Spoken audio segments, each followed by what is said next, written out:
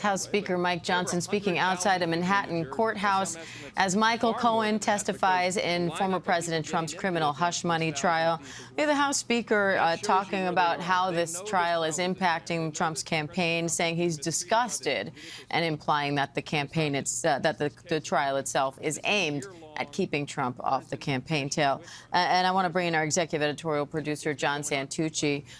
John, I also want to get to the comments about the judge's daughter, so you can give us a context on that. But first, I want to talk about the timing here, because you have the House Speaker laying out that this case originally wasn't going to happen, and then it was. Why the timing here? Because he's right in that these are things that happened a long time ago. Why is Trump being tried for them now? Okay, let's unpack this. So first, remember, this whole investigation, this whole information gathering, if you will, came as part of Special Counsel Robert Mueller's investigation. For everybody at home, that's Special Counsel Round 1. That was the Russia investigation. What Robert Mueller did at the end of that investigation, he wrote a report. Everything that was not related to the Russia investigation, but he believed was other criminal matters, he farmed out to other U.S. attorneys' offices around the country. Michael Cohen and some of the information he provided, which related to the Stormy Daniels payments, was turned over to federal prosecutors in New York's Southern District. They looked at it. Obviously, we know what happened there with Michael. He ended up being convicted in part for lying, in part for statements he made to Congress and other authorities as part of that investigation,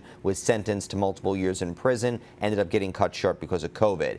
Other matters of those crimes were referred to other prosecutors in New York. Recall, New York Attorney General Letitia James began her investigation into Donald Trump's finances, in part related to the information that Michael Cohen shared with federal officials. On the New York DA's side, the New York Criminal Authority, because remember, the New York Attorney General can charge for civil matters, not criminal. Prosecutors, there are 62 counties in New York. Each prosecutor locally has the authority to charge with criminal. Donald Trump being a resident of Manhattan, crime happening in Manhattan, that is why the New York DA's office took it up. This investigation began under previous district attorney Cyrus Vance, who had a whole team assembled. Vance did not seek re-election. Alvin Bragg was elected as DA, succeeding Cyrus Vance. It was then Alvin Bragg's team that began looking into it. They ended up disbanding the team that was working on this. Mark Pomerantz, who has been referenced throughout these proceedings, was a special ADA brought on. He resigned in protest because he felt the charges should be brought. When Bragg eventually brought his own team together,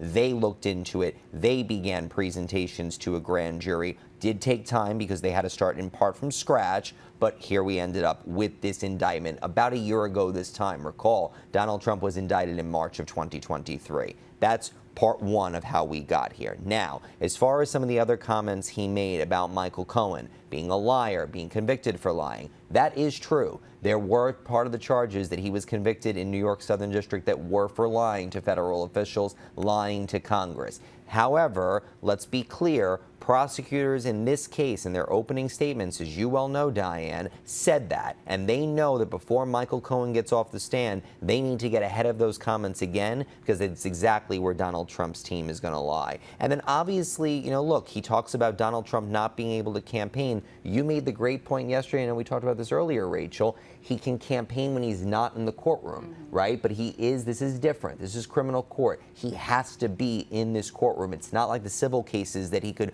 bop in and out when he felt like it. This schedule is completely out of his hands. It's all up to the judge, but he is still campaigning, and look what he's doing at the microphones today.